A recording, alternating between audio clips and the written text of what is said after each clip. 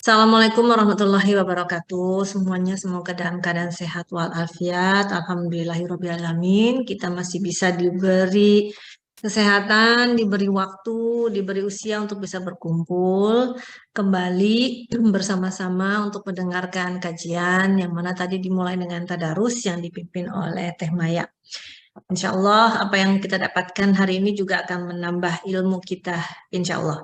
Baik, tema kali ini yang kita pilih adalah mengenai amanah.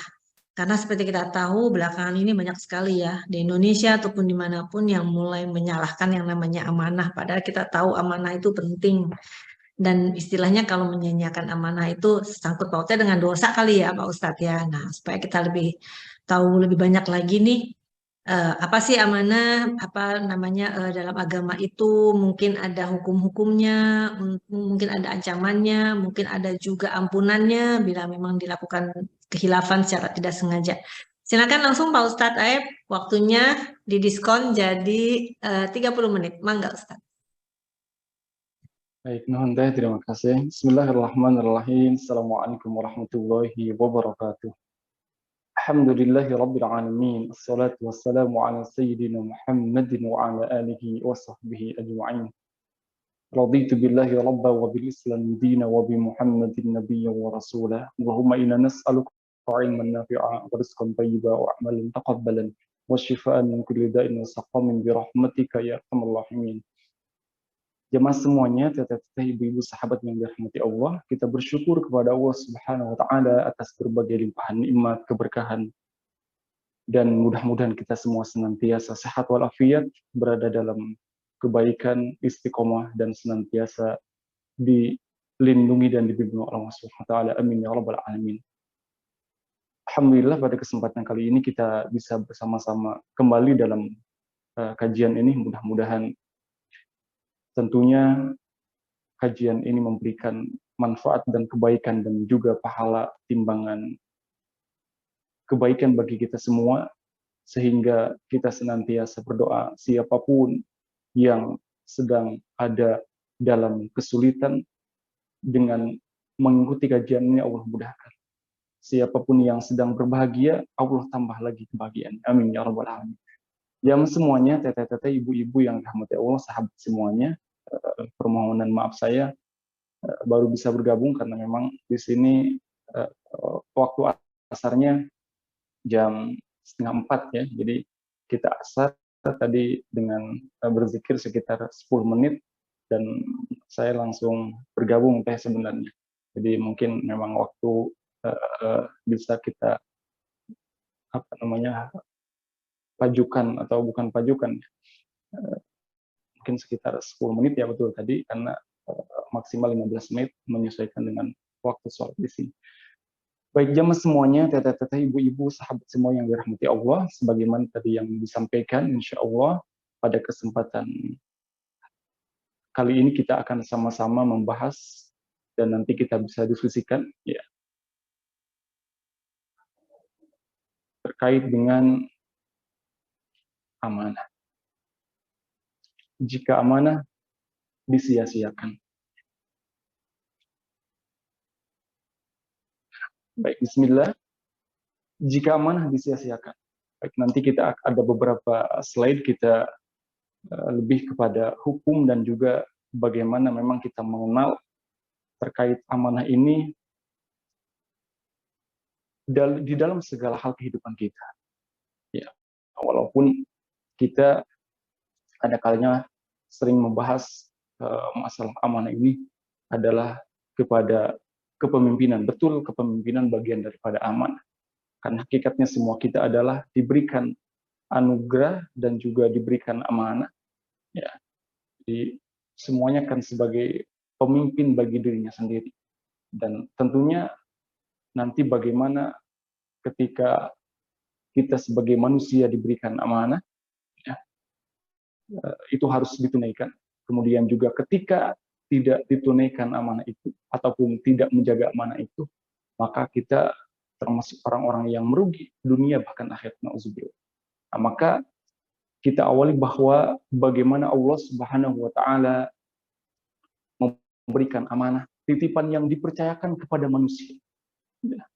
titipan yang dipercayakan kepada manusia dan kita sebagai seorang manusia.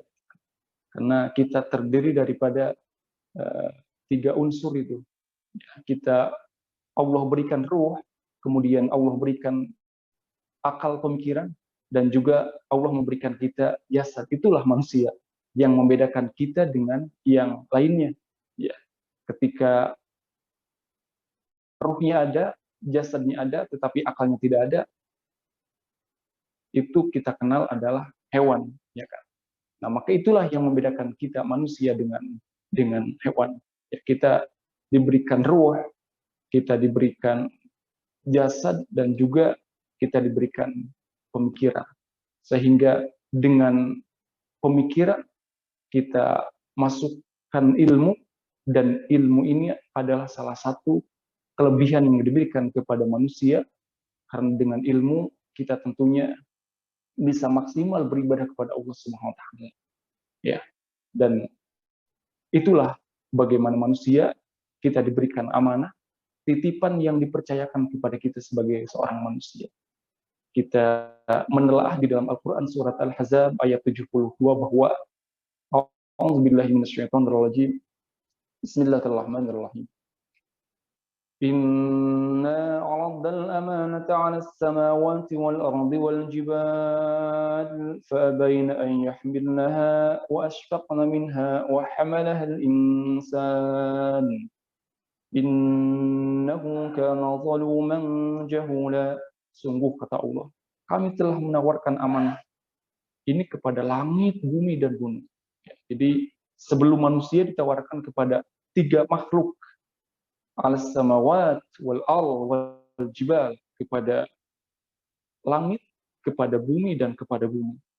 Tetapi semuanya enggan untuk memikul amanah itu. Fa'abain ayyuhmilnaha. Dan kemudian mereka tidak mau memikul karena mereka khawatir tidak bisa melaksanakannya. Wa hamalahal insan. Kemudian dipikulah amanah ini oleh al-insan, manusia. Dan di akhir ayat ini disebutkan innahu kana zaluman jahula. Sesungguhnya manusia sangat zalim dan sangat bodoh. Nah, ini sebagai sebuah pengingat bagi kita bahwa memang amanah ini berat, dan karena manusia ada sifat dalam ayat ini disebutkan zalim dan bodoh. Nah, maka manusia memikul amanah ini. Dalam artian ini sebagai sebuah gambaran bahwa langit, bumi, dan gunung berat untuk memikul amanah. Tetapi manusia, memang di sisi lain manusia kan sebagai diberikan keistimewaan Allah sebagai seorang khalifah di muka bumi ini. Tetapi tentunya dengan ayat ini sebagai sebuah gambaran bahwa ketika amanah ini disia-siakan, tidak dipelihara dan tidak dijalankan, maka sesuai dengan di akhir ayat ini manusia termasuk orang yang zalim dan bodoh. Ya. Maka supaya kita tidak termasuk orang yang zalim dan bodoh, maka harus benar-benar ditunaikan amanah ini, dijaga amanah ini, karena di ayat lain bahwa seorang mukmin yang akan mendapatkan kebahagiaan, mendapatkan keberuntungan yang sesungguhnya dalam Al-Quran surat Al-Mu'minun disebutkan diawali dengan qad aflahal mu'minun, pasti beruntung, bahagia seorang mukmin itu. Dan ayat selanjutnya banyak sifat-sifat yang harus dimiliki. Di antaranya adalah walladzina hum li amanati mu'ahdihim ra'un, senantiasa menjaga amanah dan janjinya. Jadi di sisi lain memang berat, tetapi di sisi lain orang yang menjalankan amanah dengan sebaik-baiknya, dia termasuk orang yang paling beruntung. Ya, setelah orang yang beruntung itu sholat dengan khusyuk, kemudian menjaga pribadinya, dan banyak sifat-sifat yang lainnya, salah satunya adalah walladzina hum li amanati mu'ahdihim ra'un, orang yang senantiasa menjaga akan amanah. Ya, maka dengan adanya amanah yang Allah titipkan, yang percayakan kepada kita manusia, dijalankan dengan sebaik-baiknya, maka balasannya adalah kebaikan dunia dan akhirat. Ya mas sekalian, teteh-teteh, ibu-ibu yang dirahmati Allah, amanah itu satu rumpun dengan kalimat aman. Ya, kalau setiap orang memegang amanahnya dengan betul akan amanah yang diberikan, ya, maka akan amanlah. Ya, di sini negeri dan bangsa.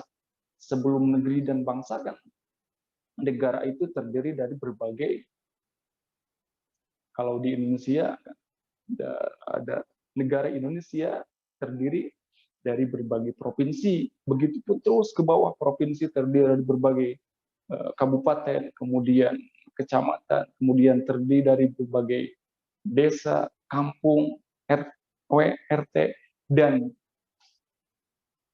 pada akhirnya adalah keluarga dan pribadi, syahsiah. Ya, pribadi, maka dengan pribadi yang amanah, nanti ketika dipikul dengan baik, maka akan terjadi keamanan. Ya, yang memegang amanahnya dengan betul, maka akan amanlah. Ya, aman keluarganya, aman wilayah sekitarnya, dan bahkan aman negara, bangsa, dan dunia ini. Orang yang betul-betul memelihara dan menyampaikan amanah. Ya. Dan kalimat amanah ini bersaudara pula dengan kata iman. Maka dalam sebuah keterangan disebutkan, la imana liman la amanatalah. La imana liman la amanatalah. Tidak sempurna keimanan seseorang bagi yang tidak amanah. Maka sifat amanah pada diri seorang manusia, diri seorang hamba, muncul dari keteguhan keimanan. Ya, maka dipastikan orang yang amanah itu dia mempunyai keimanan yang kokoh. Ya. Dalam artian ketika seseorang tidak amanah, sebaliknya dia berarti kurang sempurna keimanannya. Ya. Maka lawan daripada amanah kan khianat. Ya, ini ada sifat yang dimiliki oleh baginda Rasul teladan kita Muhammad SAW, itu kan 4: sidik, amanah, fatonah, tabligh. Ya, jujur, terpercaya, ya, kemudian menyampaikan dan pintar. Dan ada lawannya kan, kizib, khianat, kitman, bilada. Ya. Jadi amanah ini lawannya adalah khianat. Jadi orang yang amanah, dia akan mengalami kehidupan yang berkah, ya, dan melimpah rezekinya. Dan begitupun sebaliknya, orang-orang yang berkhianat, ya, dia akan mengalami kekurangan, kefakiran, dan kegelisahan. Ya, kita rasakan dalam kehidupan nanti. Maka ada amanah itu menyeluruh, ya, menyeluruh sifatnya. Baik, jamaah sekalian, teteh-teteh, ibu-ibu yang dirahmati Allah, sahabat semuanya, itulah amanah berkaitan dengan keimanan, bahwa tidak sempurna keimanan seseorang, seorang manusia, seorang hamba, ya, orang yang tidak amanah. La imana liman la amanatalah. Selanjutnya di dalam Al-Quran surat An-Nisa ayat 58, bahwa amanah itu harus ditunaikan. Ya, innallaha ya'murukum, sesungguhnya Allah menyuruh kepada kalian semua, tentu adul amanata ila ahliha, untuk menyampaikan amanah kepada yang berhak menerimanya. Nah, amanah sesuatu yang diserahkan kepada pihak lain untuk dipelihara dan dikembalikan bila tiba saatnya atau bila diminta oleh pemiliknya. Ya, jadi dipelihara, dijaga, kemudian dikembalikan bila sudah tiba masanya. Ya, maka kehidupan kita sebenarnya kan sebagai sebuah amanah. Ya, titipan. Pasangan mungkin bagi seorang istri, suami adalah titipan. Ya. Kemudian sebaliknya, istri bagi seorang suami juga titipan, anak-anak juga titipan, keluarga titipan. Ya, harta benda yang kita miliki titipan. Nah, maka nanti titipan itu akan diminta pada waktunya oleh yang menitipi.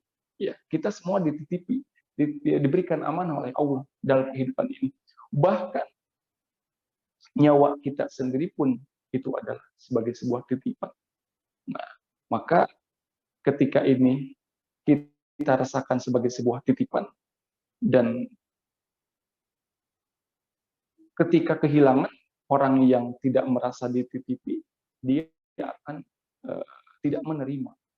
Nah, maka amanah ini, ya, kehidupan ini adalah amanah bagi kehidupan kita yang harus kita pelihara. Nah, baik terkait dengan pribadi kita ataupun berkaitan dengan orang lain. Ya. Dan tadi amanah merupakan lawan daripada khianat. Bagaimana kelakuan diri kita sendiri dan juga bagaimana interaksi kepada orang yang lain itu memerlukan sifat amanah karena supaya dipercaya, gitu kan. Karena bisa dipastikan ketika kita tidak aman, ya, orang lain tidak akan percaya kepada kita, dan akhirnya dengan ketidakpercayaan itu ya membuat apa yang akan kita miliki pun itu menjadi susah karena orang lain tidak percaya.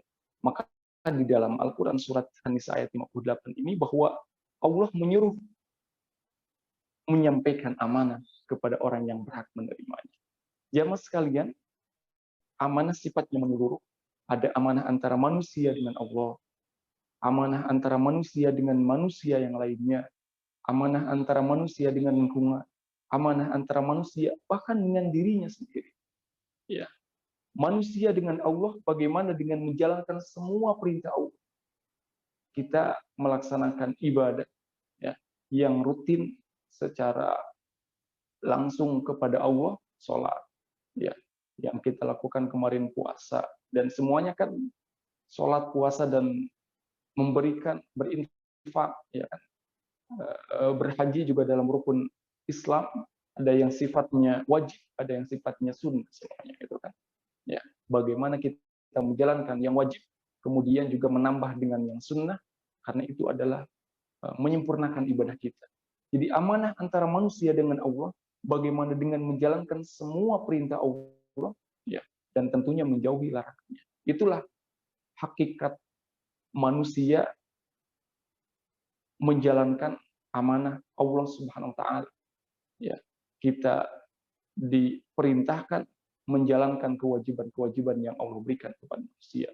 Maka konsekuensi dari kewajiban ini ketika dilaksanakan mendapatkan pahala kebaikan, dan ketika tidak dilaksanakan mendapatkan dosa. Ya, kalau yang wajib itu kan. Nah, kemudian ada amanah antara manusia dengan manusia yang lainnya. Ya, bagaimana dalam kehidupan kita sehari-hari, kehidupan sosial. Ya, kita berhubungan dengan tetangga, saudara, kerabat, teman, sahabat, ya. Maka kita terbiasa dengan, karena memang manusia makhluk yang saling membutuhkan, makhluk sosial, adanya komunikasi, berhubungan dengan satu sama lainnya, itu kan. Maka ada amanah di sini. Bagaimana ketika kita bergaul dengan sahabat, tetangga, saudara kita, ya, ketika ada titipan harus ditunaikan, ketika ada rahasia harus, kalau itu amanah harus dijaga. Itulah sesama kita manusia. Ya. Juga ada antara manusia dengan lingkungan. Ya. Lingkungan ini diperuntukkan untuk wasilah manusia kita beribadah kepada Allah SWT. Maka harus digunakan dan dijaga sebaik-baiknya. Ya. Bahwa alam ini adalah amanah. Karena ketika manusia tidak memelihara, tidak amanah terhadap alam ini, ya, nanti dia akan merusak terhadap alam ini. Padahal alam ini adalah sebagai sarana kita mendekatkan diri kepada Allah. Tetapi ketika tidak amanah, bisa jadi alam ini akan menjadi rusak gitu kan. Dan kemudian amanah antara manusia juga dengan dirinya sendiri. Ya, kita memelihara diri kita, ya, ketika kita sakit, ya kita kan harus berupaya supaya sehat, ya. Karena jasad yang Allah titipkan kepada kita itu adalah diri kita sendiri. Begitupun dengan otak kita itu kan. Maka dengan adanya kajian ini, pengajian ini, salah satu menunaikan amanah perintah Allah, juga amanah untuk diri kita sendiri, yang menjaga, memelihara diri untuk senantiasa berada tubuh dalam kebaikan. Kemudian kalau jasad mungkin senantiasa sehat dan tidak terjerumus kepada hal-hal yang menyakitkan. Ini bagaimana kita diberikan amanah diri kita sendiri untuk kehidupan yang lebih baik. Nah, jamaah sekalian, teteh-teteh, ibu-ibu yang dirahmati Allah, maka ketika itu semua dan kehidupan kita adalah intinya adalah amanah. Nah, bahwa ketika amanah disia-siakan dalam sebuah hadis yang sering kita dengar, bahwa idza tuyyat al-amanah, ketika amanah-amanah itu disia-siakan, maka fantadhiri sa'ah, ya, tunggulah sa'ah, ya. Sa'ah di sini diartikan kehancuran, ya. Sa'ah itu kan kiamat. Kiamat itu kan hancur, gitu kan. Hancur dunia, kiamat, ya. Seorang sahabat bertanya, kaifa idha'atuha ya Rasulullah? Bagaimana amanah disia-siakan wahai Rasulullah? Qal idza usnidatil amr ila ghairi ahli fantazisa. Ketika perkara diserahkan kepada yang bukan ahlinya, maka tunggulah kiamat ataupun tunggulah kehancuran. Maka dampak ketika amanah ini disia-siakan, yang ada adalah kehancuran. Ya, itu apapun itu gitu kan. Ya, terlebih yang lebih besar para pemimpin nanti kan. Walaupun hakikatnya kita semua memimpin diri, memimpin keluarga, memimpin kalau yang Allah berikan amanah ya untuk memimpin negara, mungkin lebih besar lagi ruang lingkupnya. Nah, intinya ketika amanah ini disia-siakan, maka kehancuran akan terjadi. Ketika kita tidak amanah terhadap diri kita akan hancur. Ketika kita tidak amanah menjalankan keluarga, maka keluarga akan hancur. Ya, ketika kita tidak amanah menjalankan mungkin ruang lingkupnya tatanan bermasyarakat, ya kita kehidupan masyarakatnya tidak harmonis gitu kan. Sifatnya menyeluruh. Dan apalagi seorang pemimpin yang memimpin ruang lingkup yang luas, ya dia nanti kehancuran ini akan berdampak lebih luas lagi. Nah, maka bagaimana lebih kepada pemimpin dalam ruang lingkup yang luas, nanti kehancuran ataupun dampak kehancurannya akan lebih terasa bagi semuanya. Nah, jadi inilah bahayanya ketika amanah disia-siakan. Kata Rasul, yang akan terjadi adalah as-sa'ah, sebuah kehancuran. Nauzubillah. Dan jamaah sekalian, teteh-teteh, ibu-ibu yang dirahmati Allah, sahabat semuanya, ya. Maka ujung daripada amanah yang disia-siakan ini adalah hina dan penyesalan. Ya. Dan ini nanti lebih terasa di akhirat. Ya, karena kehidupan kita ya sebagai sebuah amanah di dunia dan sampai akhirat. Maka dalam hadis ini disebutkan ada seorang sahabat yang bertanya kepada baginda Rasul, dia menganggap dirinya ini merasa mampu, ya, bukan saja untuk memimpin ruang lingkup diri dan keluarganya, dia merasa mampu untuk memimpin khalayak orang banyak, ya.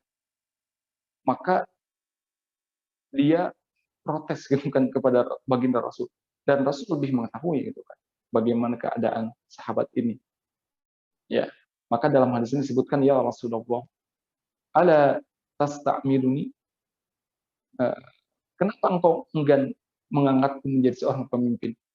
Ya. Dijawab oleh Rasul, innaka dha'if. Ya. dengan segala yang diperhatikan baginda Rasul, Rasul menyampaikan engkau itu lemah kalau menjadi pemimpin. Karena wa innaha amanah. Kepemimpinan adalah sebagai sebuah amanah.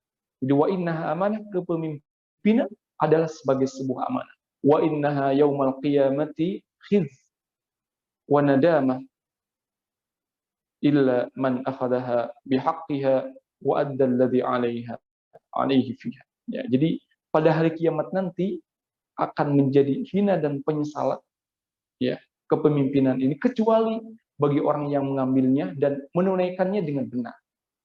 Nah, jadi ketika kepemimpinan ini tidak dijalankan dengan amanah, dengan sebaik-baiknya, maka nanti di akhirat akan menjadi sebab hina dan penyesalan. Dan tentunya menyesal di akhirat itu kan tidak ada gunanya. Ya, tidak ada gunanya, karena akhirat itu tempat bagaimana kita dibalaskan semua amal kebaikan dan keburukan kita.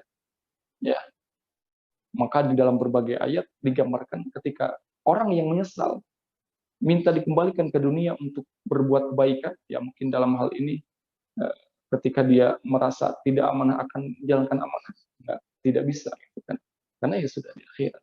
Maka orang yang menyia-nyiakan amanah, terlebih amanah kepemimpinan, karena wa innaha amanah, kepemimpinan itu adalah sebagai sebuah amanah, maka ketika tidak dijalankan, tidak dirawat, tidak dipelihara dengan sebaik-baiknya amanah, akan menjadi kehinaan dan penyesalan. Dan kecuali bagi orang yang mengambilnya, menjalankannya kepemimpinan ini dengan menunaikannya dengan benar, tentunya bagi dia akan menjadi sebab wasilah dia mulia dan bukan menyesal ya nanti di akhir.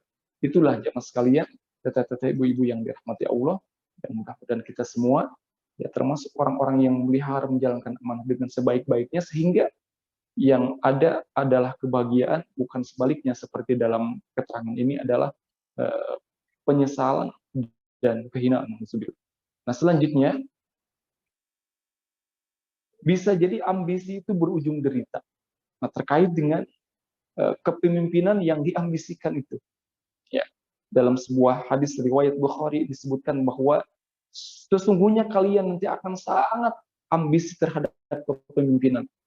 Ya, bisa tergambar memang ya, orang rata-rata kan ingin merasa mampu dan bisa, ya mungkin ada kesenangan juga di dunia yang didapat, maka berambisi lama-lama untuk menjadi pemimpin. Ya, padahal di balik semua itu ya memang betul ketika bisa menjalankan amanah dan berlaku adil, maka digambarkan pemimpin itu seolah-olah satu kakinya di surga dan satu kakinya di neraka. Ketika dia bisa adil dan aman, ya maka bisa ke surga. Tetapi sebaliknya, ketika tidak amanah dan tidak berlaku adil, maka ya, membawa dia ya ke kaki yang satu lagi, ke neraka itu kan. Nah, bisa jadi ambisi itu berujung derita. Sungguh kalian, kata baginda Rasul dalam hadis ini, nanti akan sangat ambisi terhadap kepemimpinan.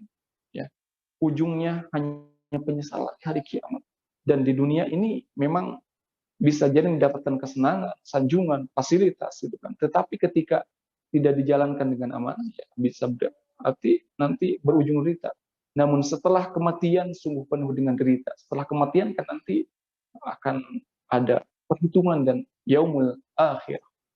Nah, jadi ini sebagai sebuah gambaran bahwa ketika kepemimpinan amanah ini tidak dijalankan dengan sebaik-baiknya, nah, maka bisa jadi ya yang diambisikan itu berujung kepada penderitaan, nauzubillah, dan tadi penyesalan dan kehinaan. Nah, itu ketika tidak bisa dijalankan sebaik-baiknya amanah ini. Dan satu lagi dalam sebuah hadis bahwa disebutkan pemimpin bisa jadi merugi. Ya, nikma asyai al-imarah, sebaik-baik perkara adalah kepemimpinan bagi yang bisa menunaikannya, liman akhadaha bihaqqiha wa hilliha. Tetapi sebaliknya, wa bisa syai al-imarah liman akhadaha bighairi haqqiha takunu alaihi hasrata yaumil qiyamah, menjadi rugi. Ya, Jadi sebaik-baik perkara adalah kepemimpinan bagi yang menunaikannya dengan cara yang benar. Dan sejelek-jelek perkara adalah kepemimpinan bagi yang tidak menunaikannya dengan baik dan kelak akan merugi pada hari kiamat. Nah, jadi termasuk orang-orang yang hasratu yaumil qiyamah, na'udzubillah. Jadi tadi penyesalan, merugi, derita, ya, nestapa di hari kiamat. Ya, dan bisa jadi di dunia memang mendapatkan fasilitas, mendapatkan kesenangan, sanjungan gitu kan. Nah, inilah di dalam Islam bagaimana kita semuanya dilandasi tadi dengan keimanan sehingga kehidupan ini terlebih kepemimpinan dijalankan dengan penuh amanah. Dan tadi ketika tidak amanah, ya balasannya adalah dia akan mendapatkan kehinaan dan penyesalan. Ya. Baik jamaah sekalian, teteh-teteh, ibu-ibu yang dirahmati Allah, maka bagaimana kita sebagai seorang manusia yang beriman bisa menjaga amanah yang Allah titipkan kepada kita. Memang sifatnya menyeluruh. Dalam sebuah literatur disebutkan bahwa mencakup berbagai hal memang amanah itu. Ya. Di dalamnya ada adil, di dalamnya menepati janji dan komitmen, kemudian dapat diandalkan, keterbukaan, kemandirian, juga termasuk kesehatan jiwa dan fisik, bertanggung jawab. Ya, ini memang ketika dibahas satu-satu kan secara detail nanti pada ujungnya adalah inilah bagian-bagian daripada amanah. Ya, bagaimana kita menjaga amanah Allah Subhanahu wa taala, di dalamnya kita berlaku adil, di dalamnya kita menepati janji dan komitmen, di dalamnya kita dapat diandalkan, di dalamnya ada keterbukaan, di dalamnya ada kemandirian, juga termasuk kesehatan jiwa dan fisik, dan di dalam amanah itu ada tanggung jawab. Nah, satu saja mungkin yang paling lebih dominan di dalam menjaga amanah ini adalah terkait dengan dapat diandalkan. Ya, reliability. Gambarannya adalah sebagaimana di dalam gambar ini, ya ini kan di tempat parkir. Ya, ketika teteh-teteh, ibu-ibu, sahabat semua ya, akan berbelanja ke sebuah pusat perbelanjaan untuk membeli kebutuhan, maka berangkatlah dengan menggunakan kendaraan, mobil, ya, karena bersama dengan keluarga. Nah, ketika sudah sampai di tempat belanja yang sudah kita tuju rencanakan, ya, maka di sana ada pilihan untuk menyimpan mobil untuk diparkir. Ya, karena kita tahu kan kendaraan mobil tidak bisa masuk langsung ke toko gitu kan. Nah, maka disimpan di tempat parkir. Ada dua pilihan di sini. Menyimpannya di luar gedung tempat parkirnya yang dijaga oleh para pemuda yang tidak banyak dan juga kurang meyakinkan dan tidak berseragam, ya tandanya biasa saja. Ataupun kita akan parkirkan di dalam tempat, ya biasanya di bawah gedung gitu kan, tempat yang sudah disediakan, kemudian penjagaannya meyakinkan, terbukti para petugasnya memakai seragam, dan di sana juga mereka memakai kamera pengintai untuk lebih aman, gitu kan. Tentunya dua tempat ini pilihan bagi kita dan nanti harganya pun berbeda. Ya, ketika kita parkir di luar, yang tadi dijaga oleh orang yang tidak banyak juga tidak memakai seragam, biasa saja, itu biayanya relatif murah. Tetapi ketika di tempat yang tadi yang satu lagi relatif tidak murah. Nah, ketika kita ibu-ibu teteh-teteh ini merasa sayang terhadap uang, maka bisa dipastikan akan parkir di tempat yang biasa saja, karena ya kan nanti harus mengeluarkan uang yang tidak sedikit untuk parkir dibandingkan dengan yang di dalam. Ya, tetapi ketika sayang terhadap kendaraannya, ya, maka bisa dipastikan akan menitipkan parkir mobilnya di tempat yang tadi yang bisa kita lebih yakin gitu kan. Nah, tentunya tadi dengan harganya yang berbeda.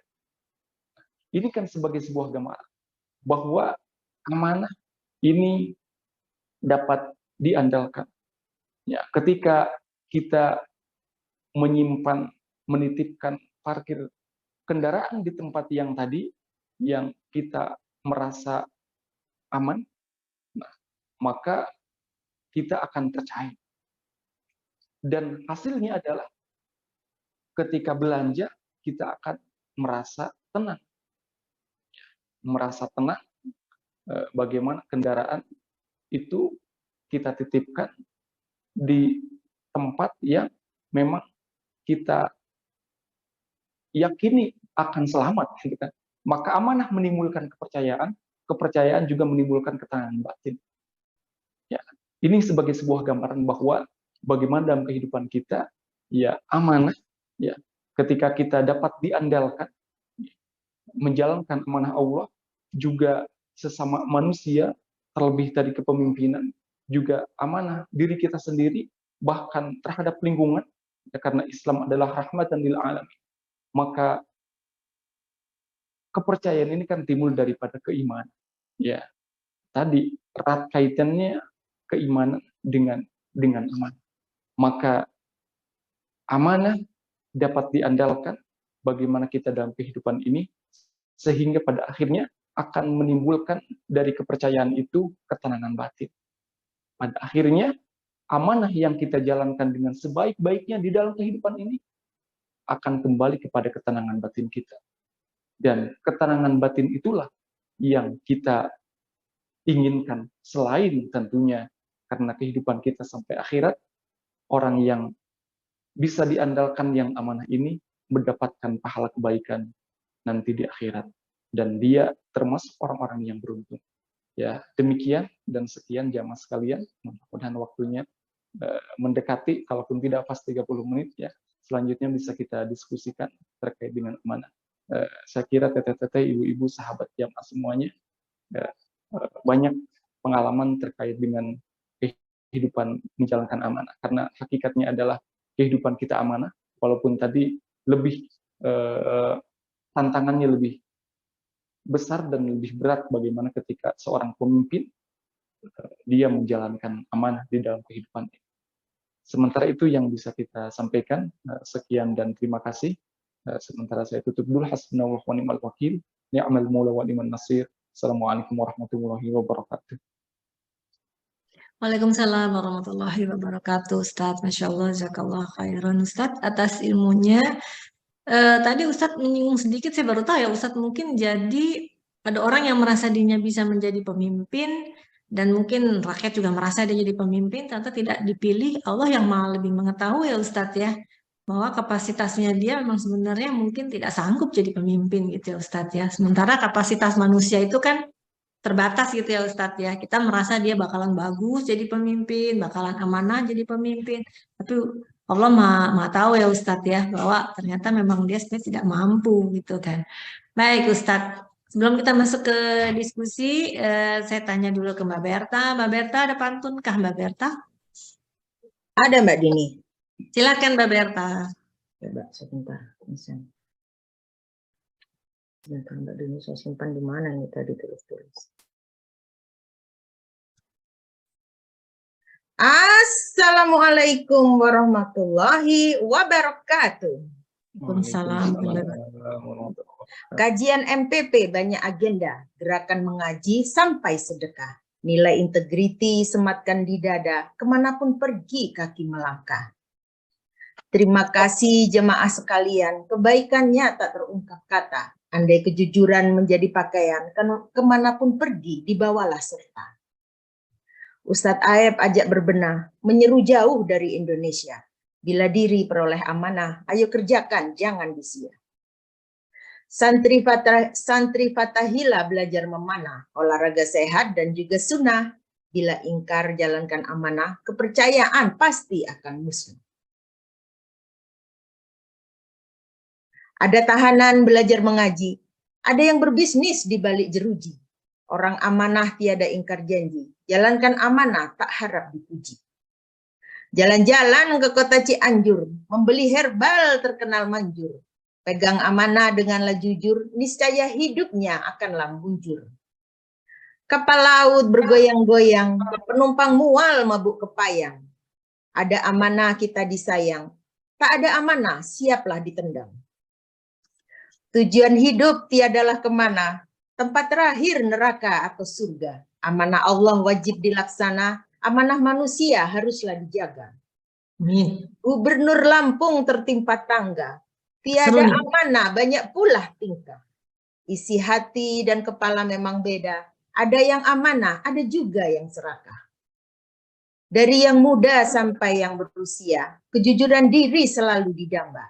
Bila amanah diberi disia-sia, yakinlah kehancurannya segera tiba. Wassalamualaikum warahmatullahi wabarakatuh. Waalaikumsalam warahmatullahi wabarakatuh, Mbak Berta. Terima kasih, Mbak Berta. Sama. Nah, Ustadz, tadi Mbak Berta menyinggung nih mengenai Lampung gitu ya, Ustadz. Ya, sebelumnya saya ingin mengajak bagi mungkin ingin bertanya, silakan ya Bapak Ibu ingin bertanya bisa secara langsung atau via chat. Tadi kan disinggung mengenai yang Lampung nih Ustadz nih. Kan Bapak Presiden kita ngelakuin perang juga sekalian nih ya sama si pemimpin yang di Lampung nih Ustadz nih gitu kan. Gimana ya Ustadz? Jadi maksud saya gini, kita sudah tahu dia tidak amanah nih buat saya ya pribadi sebagai manusia, saya menganggap berarti dia tidak amanah gitu kan.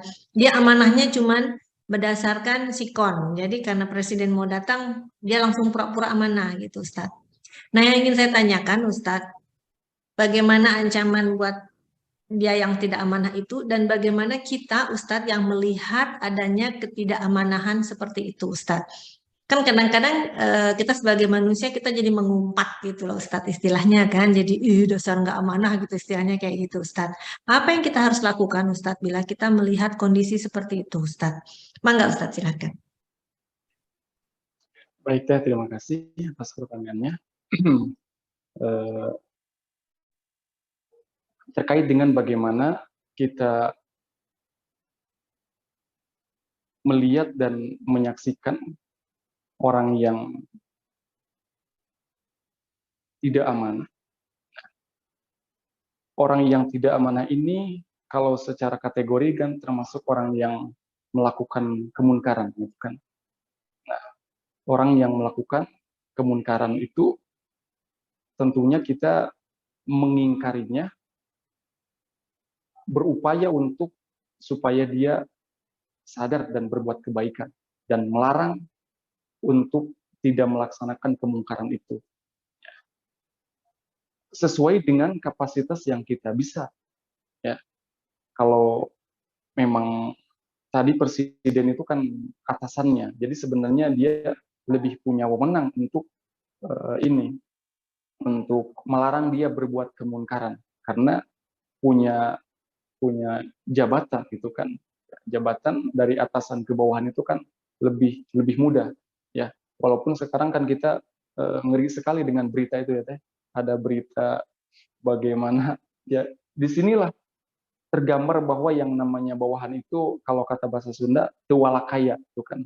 Ya, kita pun akhir-akhir ini kan disuguhkan bagaimana ada berita bawahan yang disyaratkan untuk memperpanjang kontraknya dengan yang tidak seharusnya itu kan. Nah, ini kan sebenarnya kalau kita berbicara tentang konteks amanah, ya nyambung ke berbagai halnya. Ya, berarti bos itu pemimpin perusahaan itu dia tidak amanah, itu kan menjalankan kepemimpinannya.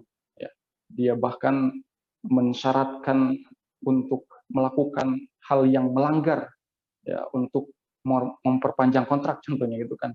Nah, memang biasanya ketika dari atasan ke bawahan, taruhlah tadi kalau presiden kepada ya bawahannya kan mulai dari gubernur sampai ke bawahnya itu kan di wilayah komando dia yang paling tertinggi gitu kan. Nah, dia lebih mudah untuk secara garis struktural pemerintahan gitu kan, lebih mudah untuk bagaimana mengingatkan gitu kan. Karena siapapun orang yang melihat kemungkaran itu, ya, dan tadi orang yang tidak amanah bagian daripada kemungkaran, ya, maka falyughayyirhu biyadihi, dirubahlah dengan tangan, ya. Ada yang menganalogikan bahwa dikiaskan kekuasaan, karena lebih mudah tadi ada jalurnya. Kemudian kalau tidak bisa fabilisani, maka ucapkan dengan lisan. Tetapi dengan lisan pun kan dengan kata-kata yang baik, dalam artian jangan sampai maksudnya baik tetapi dengan kata-kata yang tidak baik, ya nanti menjadi tidak baik juga gitu kan. Jadi kan dalam berkata termasuk dalam memberikan ajakan ataupun dalam menasihati, menegur itu kan ada juga caranya dengan cara yang baik, ya kan. Jadi kalau tidak, ya bagi kita yang tidak mempunyai kekuasaan juga tidak, tapi saya kira kalau sekarang mudah di media sosial, ya bisa dengan ya kalimat ataupun ya ungkapan yang baik menasihatinya. Karena ketika dahsyat memang media ini ya, ketika semua sama menjadi itu, minimal kan menjadi trending topik gitu kan. Ya biasanya ada menjadi perhatian gitu kan. Nah, kita sebagai manusia yang saling mengingatkan tentunya dan tidak pro terhadap tadi kemungkaran, salah satunya orang yang tidak amanah, ya merasa tidak setuju ataupun mengingkari gitu kan. Jangan sampai kita merasa senang ya terhadap orang-orang yang tidak amanah, atau dalam arti yang umum mungkin merasa senang kepada kemungkaran ataupun apapun itu gitu kan. Ya minimal dengan adanya kita tidak senang gitu kan, walaupun itu adalah derajat yang paling rendah, wadzalika daful iman, tetapi setidaknya masih ada keimanan gitu kan, dibandingkan dengan orang yang cuek dan juga tidak peduli gitu kan. Itu mungkin yang bisa kita tanggapi terkait bahwa bagaimana orang yang tidak menjalankan amanah ini bagian daripada kemunkaran, ya apalagi dia pemimpin yang membawahi orang banyak, tentunya ketika dia tidak amanah kan berdampak nanti. Ya, kalau dalam hadis tadi kerusakannya, ya itu akan berdampak kepada halayak orang banyak gitu kan. Mungkin itu teh yang bisa ditanggapi dari pertanyaan tadi. Demikian sementara. Terima kasih, Mangga. Baik, Ustadz. Jadi hati juga harus mengingkari gitu, Ustadz ya, adanya ketidakbaikan gitu, Ustadz ya, tidak boleh menyetujui.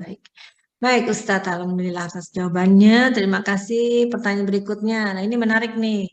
Pertanyaan berikutnya adalah pemimpin atau siapapun yang nggak amanah lalu dihukum di dunia. Nah, Ustadz, apakah dosanya itu bersih setelah menjalankan hukuman? Apakah di akhirat akan diadili hukuman lagi? Gimana nih Ustadz? Ini sebenarnya bukan cuma masalah amanah. Saya penasaran juga Ustadz, buat semua dosa-dosa yang istilahnya di dunia sudah dihukum, apakah di akhirat nanti akan dihukum kembali Ustadz? Jadi double-double gitu ya Ustadz ya. Gimana menurut Ustadz? Mangga. Baik, terima kasih Teh atas pertanyaannya. Terkait dengan hukuman bagi orang yang melakukan dosa, ya memang kita sering mendengar Indonesia khususnya kan, ya, Indonesia adalah negara hukum gitu kan. Nah jadi terkait hukum ini kan bagi orang yang melakukan dosa itu kan, ya sama halnya dengan memang kehidupan kita kan. Maka di dalam kehidupan kita kan ada tadi yang disampaikan, bagian daripada amanah kita terhadap Allah itu adalah menjalankan perintah Allah. Ya, perintah sifatnya adalah kewajiban. Ya, sebagaimana yang kita ketahui, ibadah ini dalam sholat, zakat, puasa gitu kan, dan yang lainnya gitu kan, ataupun berbuat baik kepada tetangga, berbuat baik kepada orang tua, berbuat baik kepada sahabat, itu kan perintah kebaikan itu kan. Nah, ketika tidak dijalankan, nah, dalam hukum fikih itu kan ada 5 hukum ketentuan. Ya, jadi yang Allah berikan kepada kita ada wajib, ada sunnah, ada mubah, ada makruh, ada haram. Ya, ketika sekarang melakukan perbuatan yang wajib dan sunnah, maka akan mendapatkan pahala kebaikan. Ya, ketika melakukan perbuatan yang haram, ya berarti jatuh dosa dan dia akan mendapatkan hukuman, gitu kan. Ya, sama halnya dengan bagaimana kehidupan di dunia kan. Tadi negara hukum, jadi yang salah ya dihukum, gitu kan. Nah, terkait hukum ini memang bagi kita orang yang beriman, yang mempercayai Allah dan ketentuan-ketentuannya, ya kan, rukun iman itu bukan ada 6, ya, bukan cuma mengimani kepada Allah, juga ada mengimani kepada malaikat, mengimani kepada kita, kemudian para rasul, kemudian hari kiamat. Ya, qada dan qadar. Hari kiamat itu adalah hari akhir. Hari kiamat nanti ada kiamat, kemudian akhir, itu adalah balasan kebaikan kita selama di dunia. Nah, bagaimana kita berbuat kebaikan dan kejelekan di dunia, semuanya kan akan dibalas. Faman ya'mal mithqala dzarratin, ya, yang berbuat sekecil apapun, gitu kan, zarrah khairun yarah, nanti akan dibalas oleh Allah. Begitupun yang berbuat kejelekan sekecil apapun, faman ya'mal mithqala dzarratin syarran yarah, gitu kan. Nah, maka ketika seseorang berbuat dosa dan kejahatan, ya, ada yang dihukum secara hukuman manusia, dan tentunya kita sebagai orang yang beriman dan seorang muslim, ya, mempercayai bagaimana ketentuan-ketentuan di dalam ajaran agama kita, ya, karena sudah jelas di dalam Al-Quran bahwa Kanjeng Rasul itu, Nabi Muhammad kan basyiran wa naziran, pemberi kabar baik dan pemberi peringatan. Kabar baik bagi mereka yang beriman dan melakukan amal soleh, balasannya adalah kebaikan juga dengan surga, dan memberi peringatan bagi mereka yang melanggar tadi, yang berbuat dosa. Ya, diancam ada kalanya di dunia dan di akhirat jelas ketika dia tidak bertobat dan meminta ampun kepada Allah.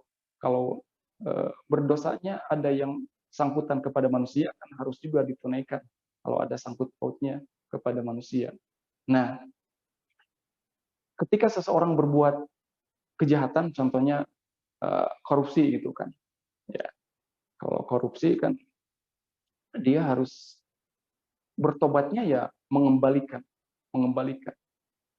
Mungkin secara hukuman di dunia ketika diputuskan dia di penjara, itu kan, selama beberapa waktu, kemudian mengembalikan semua hasil korupsinya. Nah, itulah hukuman di dunia, bahwa tuntas semuanya. Nah, kemudian nanti bagaimana dengan hukuman di akhirat? Nah, hukuman di akhirat tentunya kan ketika seseorang berbuat dosa, ada yang namanya tobat. Ya, tobat itu urusannya seorang hamba dengan Allah, dengan Rabbul Alamin, dengan Allah Subhanahu wa taala. Ya, kita sebenarnya tidak mengetahui bahwa ada orang bertobat itu apakah dia diterima tobatnya, diampuni, ya, ataupun tidak, itu kan. Itu urusan seorang yang melakukan dosa tersebut dengan Allah. Walaupun ada memang ciri-ciri orang yang diterima tobatnya. Ya, salah satunya adalah dia semakin baik. Ketika seseorang taruhlah di dunia berbuat kejahatan, contohnya tadi mencuri gitu kan, dia di penjara, ya selama beberapa waktu, dan sampai waktunya dia dikeluarkan, ya berarti itulah hukum di dunia selesai gitu kan. Ya, hukum di dunia selesai. Nah, dengan Allah, karena dia pun melanggar ketentuan Allah, ya, ketika tadi taruhlah mencuri, karena mencuri bagian daripada dosa dan kejahatan. Makanya dalam sebuah hadis disebutkan, seorang pencuri tidak akan mencuri ketika dia beriman. Ya, berarti imannya lagi tidak sempurna ketika mencuri itu. Ya. Nah, ketika dia bertobat kepada Allah, ya, dan Allah menerima tobatnya, ya nanti di akhirat, kalau secara perhitungan itu ya tidak akan disiksa. Tapi kita tidak tahu, ya, apakah tobatnya diterima. Dan ini urusan seseorang dengan Allah. Tetapi sekali lagi tadi memang ada ciri-ciri orang yang diterima tobatnya. Salah satunya tadi dia semakin baik, ya. Ketika keluar dari penjara kan dia semakin baik, ya. Tidak melakukan kejahatan lagi, itu salah satu ciri dia bertobat, ya. Karena kan ada orang yang keluar dari penjara malah menjadi brutal gitu kan. Nah, kalau dia tobat betulan, ya kemudian salah satu ciri diterima oleh Allah tobatnya, dia tidak melakukan kejelekan lagi, bahkan diganti kejelekan-kejelekannya dengan kebaikan. Yaitu salah satu indikator tobatnya yang diterima. Nah, itu terkait dengan apakah nanti di akhirat akan menerima siksa, Allah alam. Itu adalah yang menentukan adalah Allah. Tetapi kalau tadi secara di dunia, ya sudah keluar dari penjara, ya sudah selesai gitu kan. Sudah ketentuan di dunia kan taruh di penjara gitu kan. Ketika sudah keluar dari penjara, dia sudah tuntas hukumannya gitu kan. Di akhirat urusan dia. Karena kalau dengan akhirat memang terkait dengan tobat itu, ya tobat. Dan tobat memang yang paling mengetahui ya dirinya dengan Allah gitu kan. Walaupun tadi ada ciri-ciri orang yang diterima tobatnya, salah satunya semakin baik. Karena ya kita menyaksikan kan orang yang berbuat jahat, taruhlah yang di penjara, karena orang di penjara pun kan tidak salah semuanya sebenarnya. Makanya ada tertuduh tapi tidak bersalah. Ya, seperti Nabi Yusuf itu kan di penjara, tapi dia tidak bersalah sebenarnya. Itu kan. Nah, inilah mungkin bagaimana kita pun walaupun ya orang yang di penjara ya dipastikan memang orang jahat, walaupun tidak jahat semuanya. Saya kira mungkin ketika ada yang bertobat, kita jangan sampai ketika dia sudah diampuni tobatnya oleh Allah gitu kan, sudah diterima, ya saya kira bukan dia baik gitu. Karena inilah rumus dalam kehidupan kita. Jadi jangan sampai kita berbangga diri dengan amalan baik kita, ya, dan juga lebih baik orang yang melakukan kesalahan kemudian dia bertobat, ya, daripada tidak bertobat. Gitu kan. Ya, demikian mungkin yang bisa ditanggapi, mudah-mudahan tidak membingungkan. Mangga.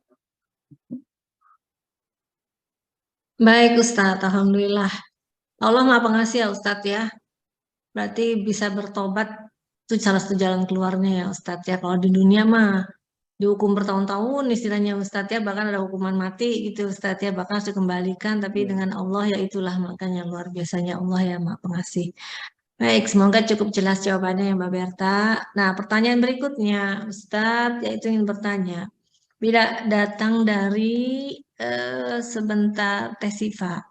Bila ada orang yang mengkhianati kita, contohnya seperti orang suka pinjam barang atau uang, tapi tidak amanat, jarang susah mengembalikan. Nah, ini sering banget nih Ustadz, orang ngutang-ngutang nih Ustadz.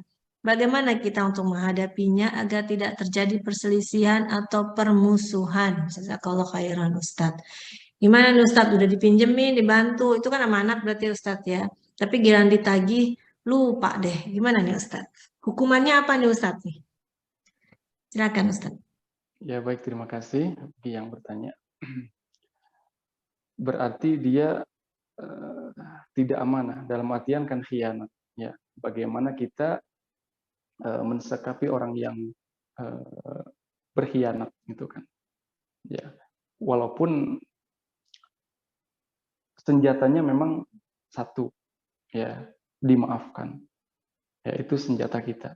Ya, dan senjata itu, memaafkan itu sesuatu yang berat, tetapi saya kira itu yang akan mendapatkan kita pahala kebaikan.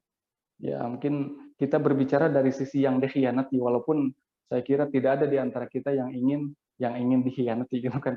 Nah, kalau kita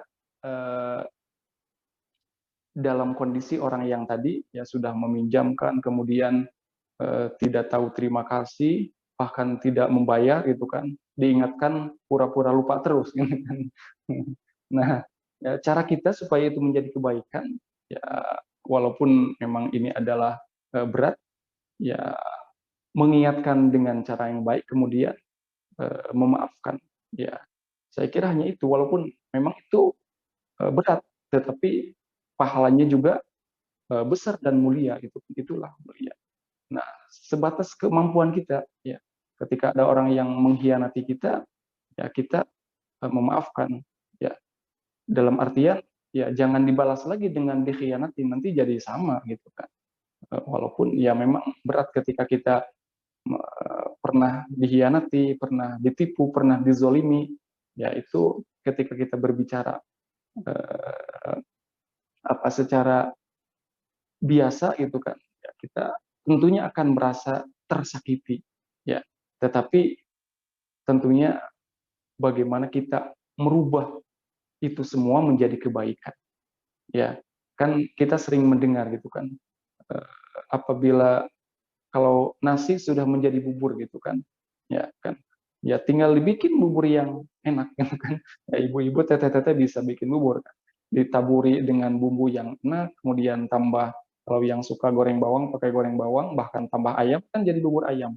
Nah, jadi kalau ibaratnya tadi kita dikhianati gitu kan, ya udah kita pengkhianatan itu menjadi pahala kebaikan. Ya caranya tadi dengan memaafkan dan bersabar. Bersabar di sini tentunya tidak diam, berupaya mengingatkan gitu kan. Ya, jadikan itu ladang pahala kebaikan bagi kita. Dan saya pernah gitu kan, pernah merasa dikhianati gitu kan, atau dizolimi. Ya, ternyata ya memang itu sakit, sakit bener gitu kan. Tapi dan sampai sekarang ya tidak ya yang mengkhianati itu, yang menzalimi itu ya tidak berbuat baik gitu kan sampai sekarang. Tetapi yang unik gitu kan, ya ketika ada rasa itu, ketika kejadian itu, ya tahu-tahu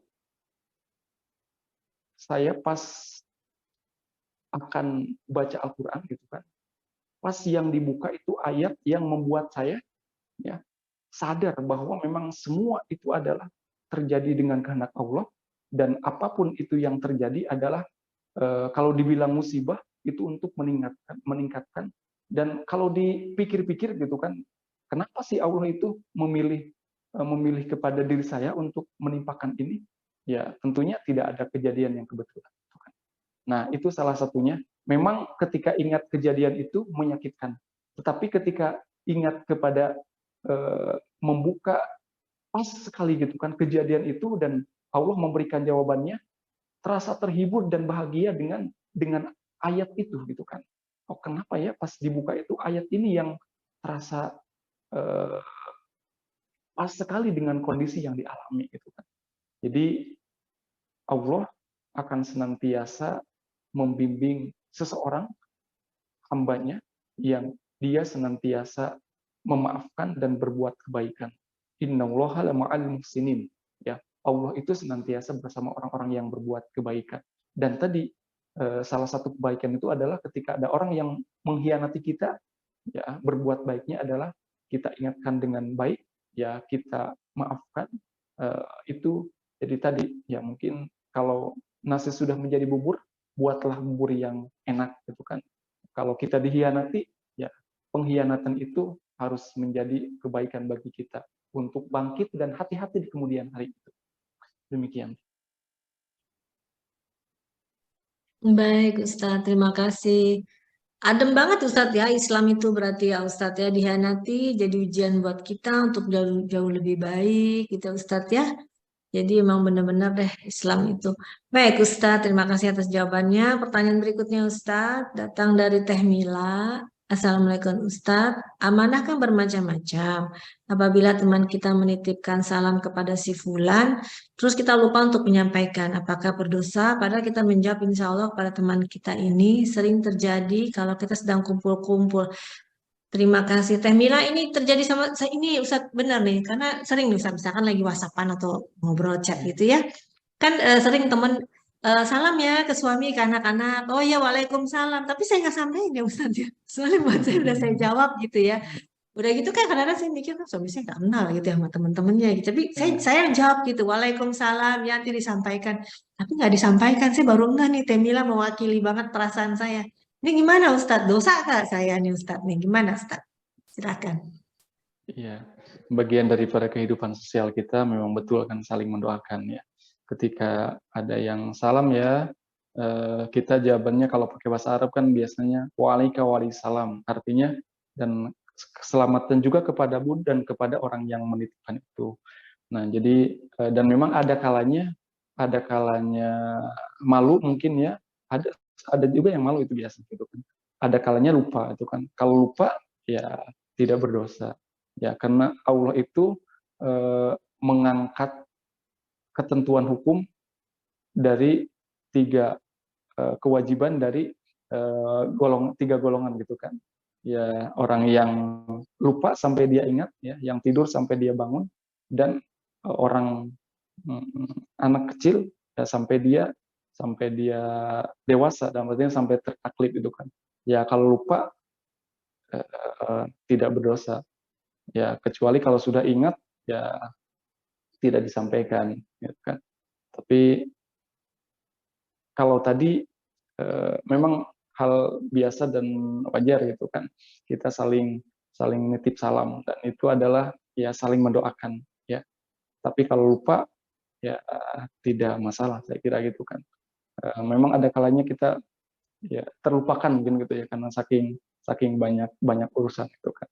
Ya, nanti bisa kalau sudah pas ingat langsung aja disampaikan gitu kan.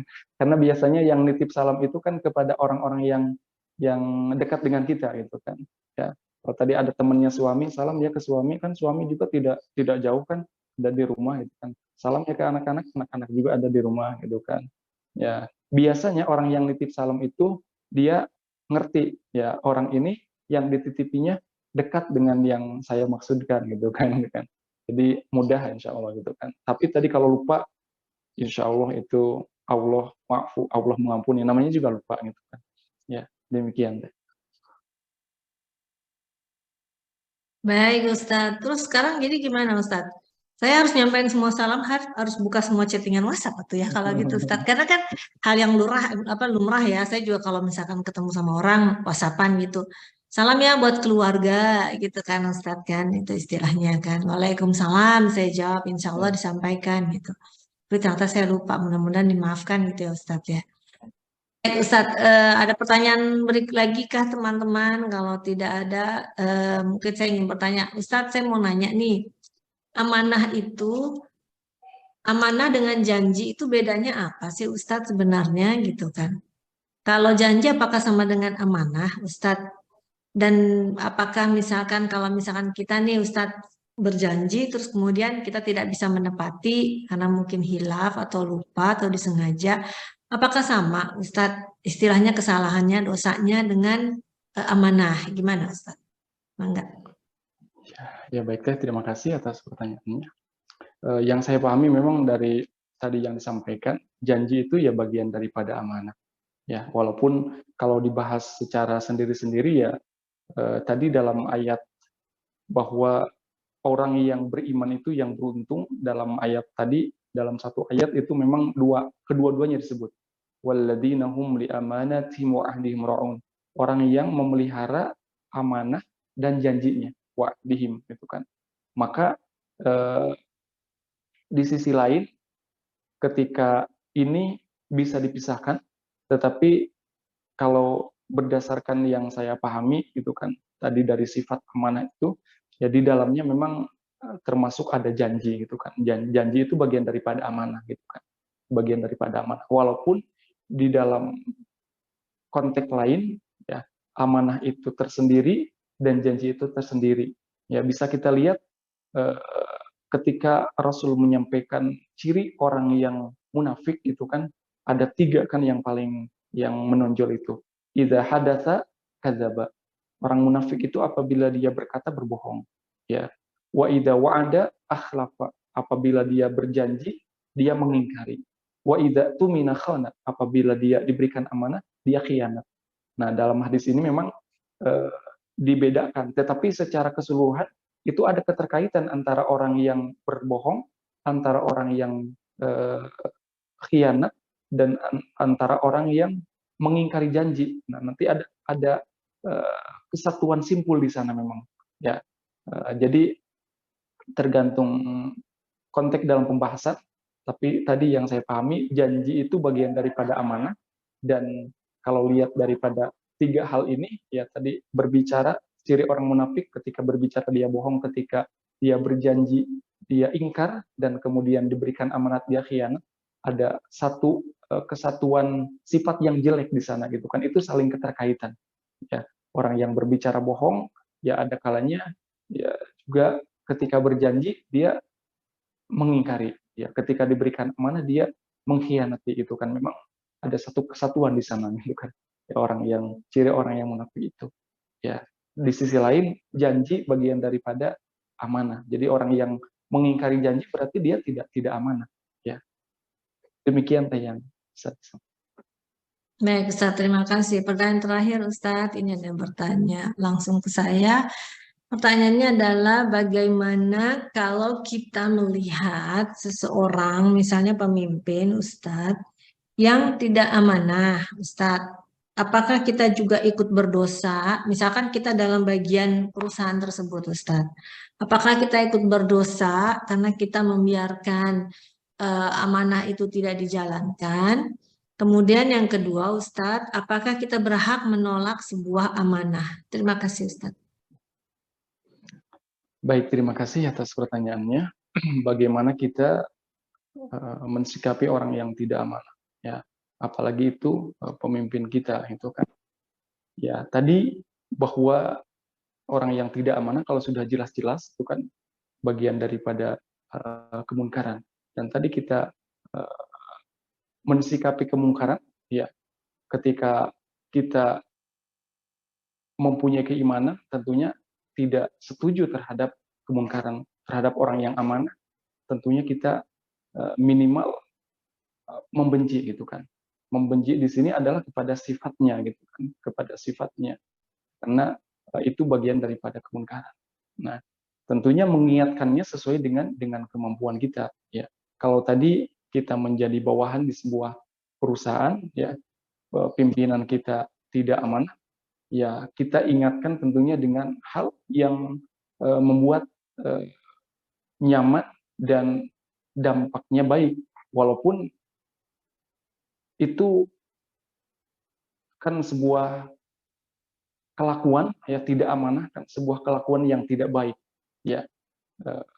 Ada ungkapan kan, kulil haq walau kana muron gitu kan, ungkapkan yang hak, kebenaran itu walaupun terasa pahit, dalam artian pasti ada konsekuensinya gitu kan.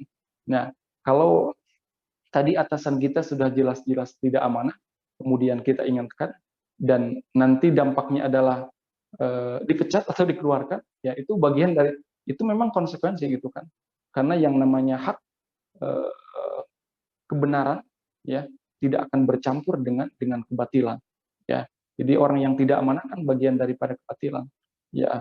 Kalau siap dengan segala konsekuensinya, ya mudah-mudahan sih ada jalan yang terbaik mengingatkannya gitu kan. Jadi kalau orang Sunda bilang kumaha lauk kena kaala caina herang gitu kan, nah gitu kan, lauk kena kaala caina herang. Ya, jadi kita untuk mengambil ikan itu di balong, di kolam gitu kan, banyak caranya, ya. Bisa dengan pakai herap, tahu herap ya, pakai sair gitu kan, bisa langsung turun ke kolam, bisa juga dipancing. Nah, kalau dipancing itu kan mudah-mudahan dapat ikan yang banyak, tetapi tidak membuat keruh airnya gitu kan. Nah, nanti kita pun saya kira terkait dengan mengingatkan ini, karena tidak amanah bagian daripada kemungkaran itu kan. Nah, tapi kalau memang konsekuensinya, siap dengan konsekuensinya, tetapi juga diperhitungkan kalau dampaknya lebih besar gitu kan, ketidakbaikannya, ya banyak cara gitu kan, banyak cara. intinya dipertimbangkan betul. Saya kira terkait teknis ini kan apalagi di perusahaan bagaimana yang bersangkutan yang menjalani. Ya, kemudian satu lagi, saya pun tadi jadi agak lupa satu lagi. Apakah Yang kita kedua, berhak menolak amanah, Ustadz, karena merasa tidak sanggup? menolak amanah. Nah, jadi tergantung kondisinya, orang yang memberikan amanah kepada kita, ya, kalau kita siap dan sanggup, ya, siap, mampu berarti kan mampu, siap itu mampu, ya, maka harus diterima amanah itu, gitu kan, ya. Nanti karena amanah dari Allah, gitu kan. Sekarang contohnya amanah dari Allah, ya. Kita menjalankan amanah dari Allah itu, Allah Maha tahu atas kondisi kita, ya. Maka Allah memberikan kewajiban kepada kita untuk menjalankan amanah ini semua. Dan contohnya dalam sholat aja kan, sholat itu kan awalnya bukan 5 waktu tapi sampai 50 waktu. Ini kan perjalanan bagaimana bagian daripada amanah juga, gitu kan, ya. Jadi Nabi terdahulu mengetahui bagaimana kondisi umat-umat Kanjeng Nabi Muhammad, ya. Walaupun di sana kan itu adalah ada negosiasi antara Kanjeng Nabi Muhammad dengan Allah, dalam artian ini ada hikmahnya, banyak hikmahnya, gitu kan. Ya, salah satunya juga terkait amanah, gitu kan. Kalau seseorang memberikan amanah kepada kita dan kita mampu, ya harus diterima amanah itu. Karena untuk kebaikan, gitu kan. Ya, contohnya kalau ada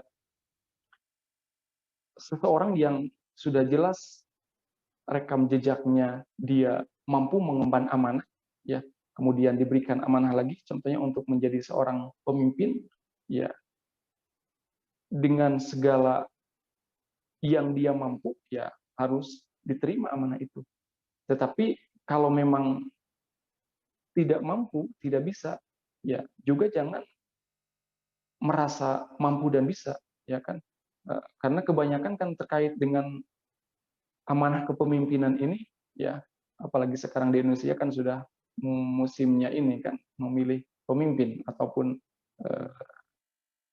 calon yang mewakili, itu kan pemimpin juga, itu kan rata-rata yang menang itu walaupun pada akhirnya kan takdir, gitu kan, rata-rata untuk menjadi pemimpin itu, ya, dengan menggunakan modal yang banyak, gitu kan, ya minimal kan dikenal, gitu kan. Ada, kalau dikenal kan harus sosialisasi, gitu kan, harus sosialisasi dan biayanya mahal, gitu kan. Nah, kembali kepada tadi bahwa memang ketika kita berbicara dulu, gitu kan, ya namanya pemimpin itu adalah yang dipilih dan dia sudah diketahui rekam jejaknya mampu dan bisa. Nah, kebanyakan sekarang memang ya bukan dipilih tetapi dia merasa mampu dan merasa bisa. Yang dalam bahasa lain mungkin kepedean, ya gitu kan, terlalu pede, gitu kan. Walaupun tadi belum, makanya tadi menarik memang ada hadis tadi seorang sahabat yang disebut oleh Rasul, kepemimpinan itu amanah, kamu itu lemah, ya. Dan karena memang Rasul kan diberikan basirah, diberikan kelebihan oleh Allah, namanya juga Rasul kan sebagai utusan. Nah, kalau sekarang masih ada Rasul, ya saya kira enak, gitu kan, tinggal disampaikan, nih Rasul ini cocok nggak jadi pemimpin? Ya kalau sama Rasul ya udah, ya jadi, gitu kan. Nah, sekarang kan memang ini peluang ibadah bagi kita, Rasulnya sudah tidak ada, tetapi meninggalkan ajaran, gitu kan, meninggalkan ajaran yang baik. Ya kalau rekam jejaknya sudah jelas, kemudian dia baik, karena pemimpin itu adalah yang dipercaya dan jadi teladan sama yang di bawahnya, yaitu kunci amanah kepemimpinan, jadi teladan dan diberikan kepercayaan. Nah, itu yang beratnya adalah, ya. Jadi memang kepercayaan ini adalah dari orang lain dan muncul karena memang pribadinya baik, gitu kan. Ya, begitu mungkin yang bisa ditanggapi. Ya, jadi kita berupaya untuk menjadi orang yang pantas dan dipercaya dan teladan menjadi pemimpin bagi yang lain. Dan tadi mungkin saran dari saya, jangan kepedean gitu kan. Walaupun memang sudah banyak ya tersebar informasi-informasi ataupun sosialisasi gitu kan. Ya bahasa lainnya itu kan walaupun menjadi motivasi supaya supaya lebih baik memantaskan diri, nah gitu mungkin ya. Jadi memantaskan diri untuk menjadi pemimpin dengan berupaya dan punya rekam jejak yang baik. Demikian.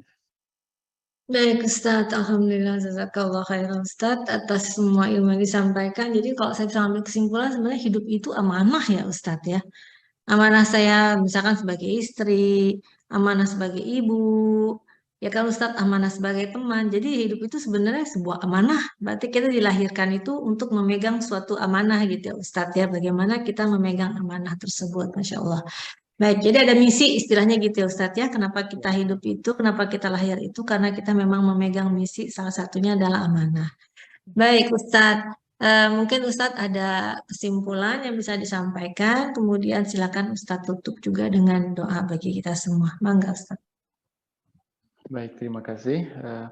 Akhir kesimpulannya, tadi sudah disampaikan sama Bapak tadi pantun keren sekali. Dari saya mungkin akhirnya adalah hidup ini adalah anugerah dan amanah. Syukuri dan nikmati. Ya. Jadi dengan syukur dan menikmati itu kita bisa mendapatkan kebaikan dan kebahagiaan. Ya betul tadi yang disampaikan, pada akhirnya kehidupan kita adalah amanah. Jadi kita ada kalanya terporsir dengan melihat orang lain. Nah, pemimpin itu kan amanah gitu kan, harus gini gini gini. Padahal dirinya pun, diri kita sendiri adalah juga kehidupan ini amanah. Ya, kita untuk membangun bangsa yang besar berawal dari pribadi kita. Ya, jadi kita rasakan betul hidup ini adalah amanah sesuai dengan kondisi kita, profesi kita masing-masing. Ya, tadi kalau pasangan menjadi seorang istri, bagaimana itu adalah amanah, menjadilah istri yang terbaik bagi suaminya. Pun sama, ya, menjadi seorang suami yang terbaik bagi istrinya. Ya, karena semua kita kan seperti itu, punya peran semuanya. Juga menjadi orang tua kan amanah. Amanah menjadi orang tua yang baik bagi anak-anak. Begitupun kita kan tidak ada yang keluar dari batu, semuanya terlahir dari pasangan, ada orang tua, bukan? Hidup ini adalah amanah menjadi anak yang baik bagi orang tua. Ya, kalau menjadi bawahan itu adalah amanah. Ya, tunaikan menjadi yang terbaik bagi atasan, apalagi pemimpin atasan. Itu adalah sebagai sebuah amanah dan menjadi yang terbaik, menjadi pemimpin bagi bawahannya. Semua kita betul, hidup ini adalah amanah dan anugerah, maka harus dinikmati, harus disyukuri. Pada akhirnya orang yang senantiasa menikmati dan orang yang senantiasa bersyukur, akan Allah tambahkan syukurnya, dan Allah lipat gandakan pahala kebaikan. Demikian kesimpulan akhir daripada kajian kita kali ini.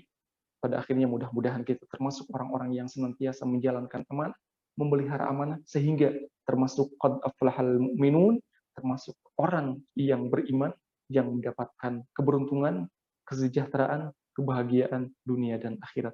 Amin ya rabbal alamin. Demikian mungkin langsung ditutup dengan doa. Iya Ustadz, mangga langsung tutup dengan Ya doa. baik. Maka sama-sama jamaah semuanya, teteh-teteh, ibu-ibu, sahabat, semuanya kita akhiri dengan doa. Perbanyak berdoa kebaikan, meminta kebaikan kepada Allah, sehingga kita bukan saja diijabah niat keinginan baiknya, tetapi doa ada yang lebih penting, bagian daripada penghambaan kita senantiasa berserah diri dan memohon kepada Allah Subhanahu wa taala. Allahumma shalli ala habibina wa syafiina wa dhahrina Muhammad. Amin ya rabbal alamin. Hamdan na'imin, hamdan syakirin, hamdan yuafi ni'amahu wa yukafi'u mazidah. Ya rabbana lakal hamdu wa lakas syukru kama yanbaghi li jalali wajhika ya 'azim sultanik. Allahumma taqabbal minna ya Rabb, innaka antas samiul alim wa tub 'alaina innaka antat tawwabur rahim. Allahumma hdina wahdi bina waj'alna sabban liman ihtada. Allahumma la tada' lana dhanban illa ghafartahu ya Rabb. Ampunilah dosa kami semua. Jangan kau sisakan dosa yang ada di antara kami semua ya Allah.